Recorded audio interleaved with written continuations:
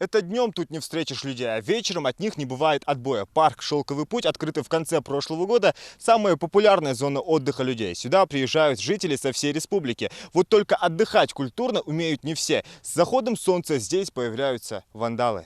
Фонари разбиты. По всей видимости, они кому-то сильно мешали. Задача крушить и красть. Совсем недавно с новой зоны отдыха выкопали и унесли пару туй. Наверное, хотели посадить их у себя во дворе, но какой ценой? Часто разбивают фонари, подсветки.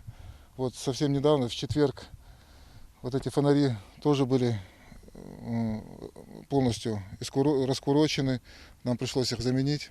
Вопрос с вандалами администрация Магаса взяла на личный контроль, ведь ремонтировать каждый раз разбитые фонари и снова сажать растения, которые украли, не хватит ни времени, ни средств. Власти города установят по периметру парка камеры видеонаблюдения, а значит, скрыться нарушителям больше не удастся. Жестко наказывать будем, просто заявлять органы, соответственно, правоохранительные, они будут их вычислять.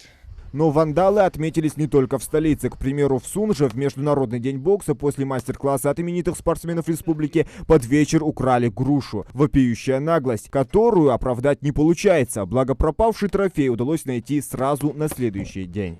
Безответственно ведут себя некоторые, посещая главную достопримечательность республики. Черные маркеры и незамысловатые каракули. Если в 80-е в Америке преступные банды так обозначали территорию, то сегодня это просто необоснованное хулиганство. Самоутверждение в граффити постепенно перерастает в вандализм. Фатима и Марина даже обозначили дату. За их примером последовали Ясмина, Амина и Салима. Пишут послания как девушки, так и парни. Разобрать пагубное искусство нынешнего поколения несложно. Бесконечные знаки, инициалы и пируэты, больше говорящие не о творческих способностях, а скорее о наплевательском отношении умельцев к чужому труду. Башня Согласия за эти несколько лет успела многое повидать. Некоторые любители экстрима с этой сумасшедшей высоты даже умудряются делать сальто.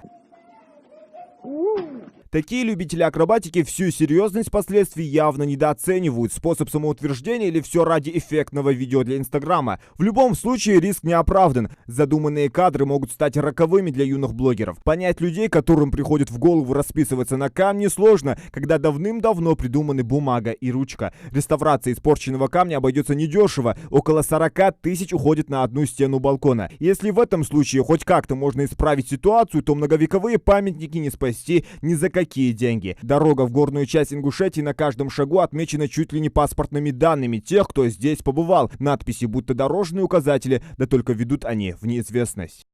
Пещера в Асиновском ущелье всегда притягивала своими загадками, но теперь здесь особый колорит. Достопримечательность эпохи палеолита украшена теперь наскальной живописью. Видимо, таким образом молодежь решила оставить для своего будущего потомства хоть какой-то след о себе. И как хороший вариант выбрала именно этот. Возможностей самоутвердиться много, для этого не обязательно расписывать камни, ломать фонари и рушить построенное. Тем более, когда все делается для нас же самих. Не лучше ли наполнить свое пребывание в городе или в горах полезным смыслом? Для этого достаточно убрать простой клочок бумаги. Зелимхан Калоев, Адам Далаков, Новости 24.